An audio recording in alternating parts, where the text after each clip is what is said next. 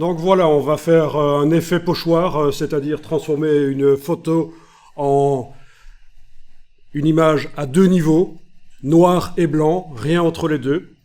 Et ça peut servir à faire un pochoir qui va devenir réel. Vous allez peut-être prendre une feuille de plastique ou de carton et découper après, pouvoir faire un pochoir sur un mur.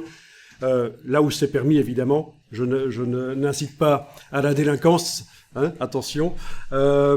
Vous allez pouvoir aussi, ça peut servir à faire des logos. Vous prenez une photo d'un objet ou d'un personnage et vous en faites quelque chose à deux niveaux. Et un logo, ça doit pouvoir fonctionner à deux niveaux. On peut le décliner après en couleur si on veut et ajouter des choses, mais il faut qu'il puisse fonctionner avec un système d'impression avec un seul passage, donc un logo. Donc l'idée c'est de faire quelque part quelque chose un peu dans le genre de Banksy, donc l'artiste qui lui fait des pochoirs non autorisés sur les murs dans les villes. Donc c'est du deux niveaux, bien qu'il ajoute de la couleur pour agrémenté, bien sûr. Donc Banksy, vous connaissez. On ne sait pas encore exactement qui c'est, puisque on soupçonne que ça pourrait être un collectif aussi. Un collectif d'artistes. Ce ne serait pas la première fois, vous savez, dans l'histoire de l'art, que des collectifs se font passer pour un individu. Il paraît que même Shakespeare, ce serait un collectif dans le monde de la littérature. Donc voilà. Portrait également très connu de Che Guevara. Voilà, et Warhol qui lui aussi, avec la technique de la sérigraphie, faisait des portraits à deux niveaux, également agrémentés par des ajouts en couleur. Voilà, donc c'est un peu l'idée. Donc vous avez téléchargé le fichier qu'on va utiliser pour le test, vous l'avez téléchargé avec l'adresse ici, bit.ly/ pour test Photoshop effet pochoir. Voilà. Alors il faut dire que quand vous vous lancez là-dedans, essayez de choisir des photographies qui ont du contraste, déjà naturellement du contraste de la lumière qui vient d'une direction ou l'autre. C'est-à-dire que si le portrait est vraiment plat et sans contraste, ça risque de pas très bien fonctionner ou d'être difficile.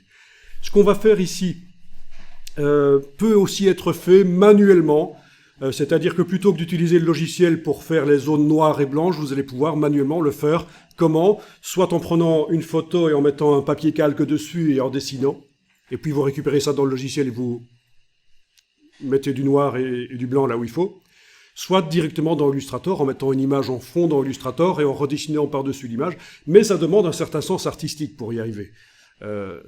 Il faut arriver à imaginer quelles sont les parties qui vont être l'ombre sur le portrait, quelles vont être les parties qui vont être en blanc.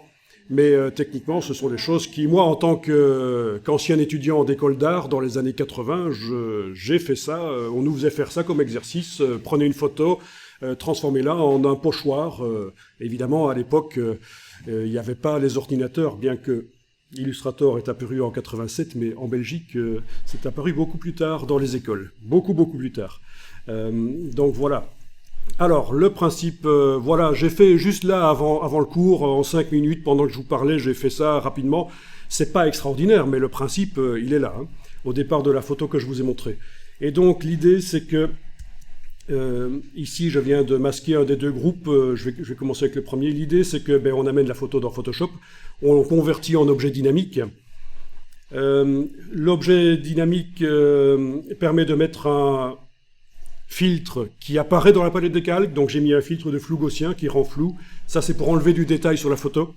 Et j'ai fait en sorte que ça enlève du détail à certains endroits parce que le masque qui vient avec le filtre flou gaussien, le masque, je l'ai rempli de noir, donc il n'agit pas du tout, mais j'ai pu dessiner en blanc dans le masque à certains endroits où je voulais que ça devienne flou pour enlever du détail. Par-dessus le portrait, j'ai mis un calque en mode superposition, rempli de gris à 50%. C'est le principe de la densité plus, densité moins. Ça remplace les outils densité plus, densité moins qui sont ici. On en a déjà parlé, je le sais. Et c'est la méthode plus moderne pour faire varier l'intensité lumineuse de la photo d'en dessous, assombrir ou éclaircir, c'est du non destructif. Ça se met par-dessus, la photo d'en dessous, voilà, on a l'impression quand on regarde qu'elle s'assombrit, qu'elle s'éclaircit, mais en réalité, c'est par le calque qui est au-dessus. Les pixels là ne sont jamais modifiés. Et par-dessus, vous avez un calque de réglage de type seuil, voilà, qui permet de transformer, séparer en deux les pixels en noir et en blanc, bien sûr, c'est le principe. Alors, voilà. D'accord? Et on peut encore aller modifier tout, évidemment, tout peut encore être modifié.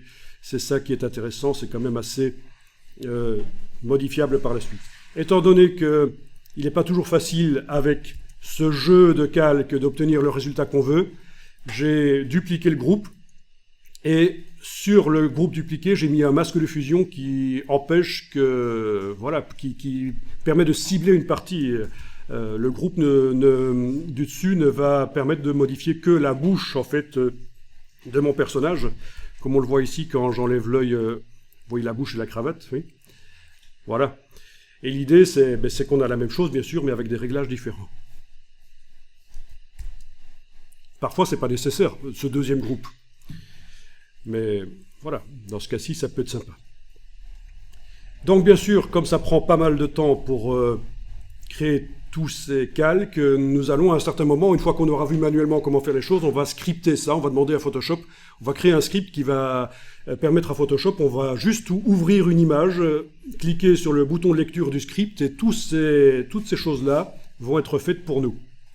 Donc la transformation de l'image en objet dynamique, l'ajout d'un flou gaussien, le remplissage en noir du masque du flou gaussien, l'ajout d'un calque de densité plus, densité moins au-dessus, l'ajout d'un calque de seuil, tout ça va être fait en 3 secondes, même pas en 1 seconde par Photoshop. Donc ça va vous éviter, quand vous voulez faire des tests sur des images, de chaque fois devoir passer quelques minutes à faire ces calques. Voilà, voilà.